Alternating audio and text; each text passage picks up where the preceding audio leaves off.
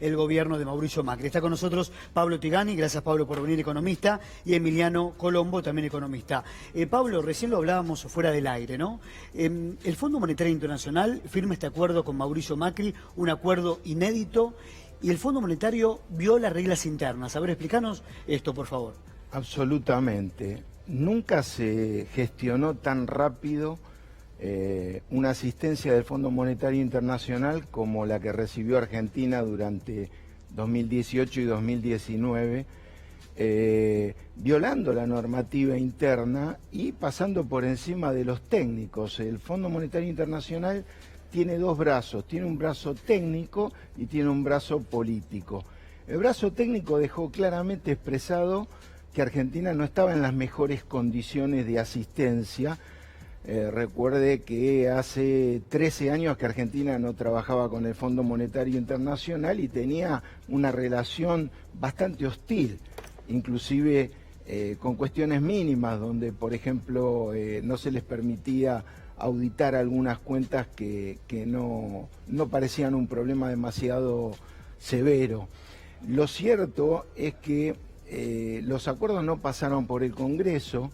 Lo cierto es que los fondos emergentes de los préstamos fueron aplicados a resolver los problemas de los bancos o los inversores que habían financiado a la Argentina a tasas extravagantes para que se pudieran ir con ganancias extravagantes, y la verdad es que todo eso fue una operación política orquestada entre presidentes, entre Donald Trump y el presidente Mauricio Macri, pasando por encima de los técnicos y forzando la situación interna en Argentina, donde hubo algunos reclamos, pero no demasiado importantes. Pero lo cierto es que es absolutamente irregular lo que pasó. Yo creo que los abogados del equipo económico, los que están en el Ministerio de Economía, deben de estar estudiando algunas alternativas que van a ser muy importantes para encarar la negociación. A ver, Emiliano, lo que se dijo en las últimas horas, para pagar hay que tener capacidad de pago, pero para tener capacidad de pago la Argentina debe crecer. ¿Cuál es tu análisis? Bueno, que efectivamente nuestro país ha tenido en los últimos 4 años un episodio de incremento enorme en su cantidad de deuda, que hoy pagar esta deuda significa más pobreza. ¿Por qué? Por la magnitud. Argentina es el cuarto país que más tomó deuda en los últimos 4 años en todo el mundo. Es una deuda basada en una creencia del gobierno anterior que era: vamos a endeudarnos mucho porque va a haber una lluvia de inversiones y con esa enorme cantidad de inversiones vamos a pagar esta deuda. ¿Qué pasó? El gobierno basó su estrategia en un evento climático, ¿no? Como si fuera la lluvia, es decir, en una confianza que iban a tener los inversores para invertir en Argentina. Esas inversiones no vinieron, los inversores se fueron de Argentina, subió el dólar, se sextuplicó el valor del dólar, eso creó una enorme cantidad de pobreza y nos quedamos con una enorme cantidad de deuda. Esa enorme cantidad de deuda del gobierno anterior hizo una estrategia para pagarla. Bueno, con mucho ajuste. ¿Qué significó mucho ajuste? Que las jubilaciones no podían subir mucho, al igual que la asignación universal por hijo, los salarios, es decir, hubo un ajuste sobre los sectores más vulnerables para esos recursos llevarlos y pagar la deuda. Pero eso ¿qué generó? Más pobreza, es decir, la estrategia del gobierno anterior para pagar la deuda era ajuste y más pobreza. Mientras tanto la economía no crecía. Ahora bien, ¿cómo se sale de esta magnitud de deuda para crecer y bajar la pobreza? Bueno, hace de cuenta que Argentina es como una pequeña empresa, una pyme que tomó un préstamo con un banco, pensando que iba a crecer esta pyme, tomó empleados, compró maquinaria, pero ahora, ¿qué pasó? Pasó los últimos 4 años, la economía decayó, las pymes quebraron y ahora la pyme tiene que pagar este préstamo, ¿sí? Que sería como nuestra situación actual, que tenemos que pagar este préstamo. Ahora, ¿cómo puede ser la pyme para pagar este préstamo? Y bueno, el banco le va a decir: echa gente, vende maquinarias, pero ¿eso qué va a hacer? Que la pyme desaparezca porque va a tener menor capacidad para vender. ¿Qué tiene que hacer la pyme? Decirle al banco: hagamos un acuerdo. Si vos me dejás 2 o 3 años sin pagarte estos préstamos... 2 años de gracia. 2 o 3 años, yo voy a volcar estos recursos que iban a ser para devolverte tu préstamo, para crecer, es decir, para incorporar más trabajadores, comprar más maquinaria. Yo voy a crecer, voy a generar más ingresos y los dos vamos a ganar. ¿Por qué? Porque yo voy a seguir sobreviviendo, vas a cobrar el préstamo que yo tomé y ambos vamos a ganar.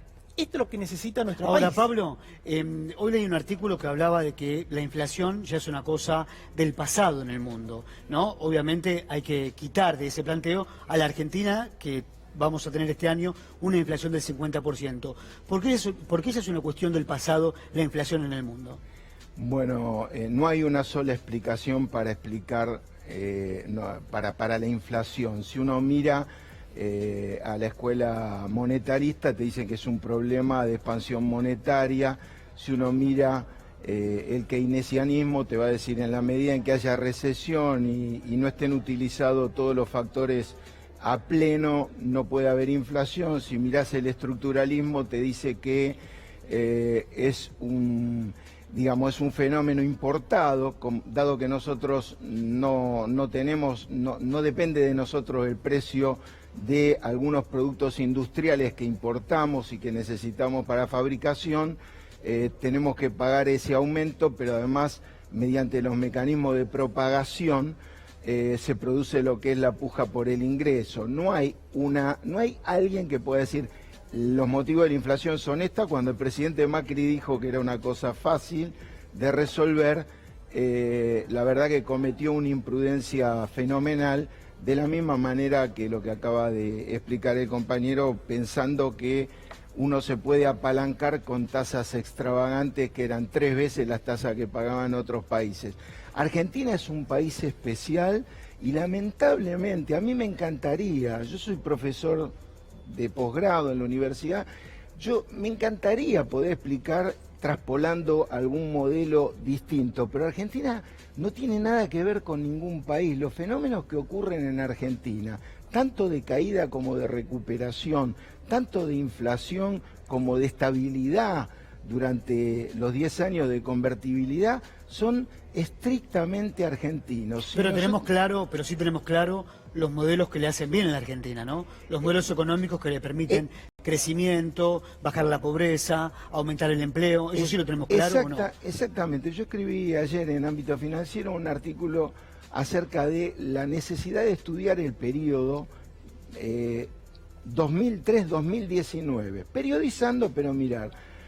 Cuando los organismos multilaterales de crédito, cuando la banca internacional, cuando las corporaciones, cuando las consultoras del establishment decía que estábamos muy bien, Argentina caía el PBI, el consumo, la inversión, aumentaba el desempleo y nos iba mal. Y resulta que cuando nos criticaban porque estaba sospechado de corrupción el gobierno, porque era un gobierno populista y todo eso, crecimos 80% en 12 años, el consumo creció 100%, el desempleo disminuyó a 1/3 y los salarios crecieron de una manera como nunca en los últimos 40 años.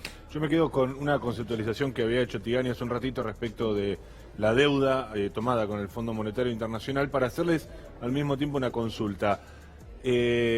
A mí me gustaría saber si, tal como plantean en algunos sectores del oficialismo, es viable esta idea de revisemos la deuda, es decir, analicemos, estudiemos bien qué se tomó, la pertinencia, y eventualmente cuando uno dice hay que estudiar y analizar cuál es la deuda que tomó el gobierno anterior, está implícita la posibilidad de objetarla, desconocerla, rebatirla.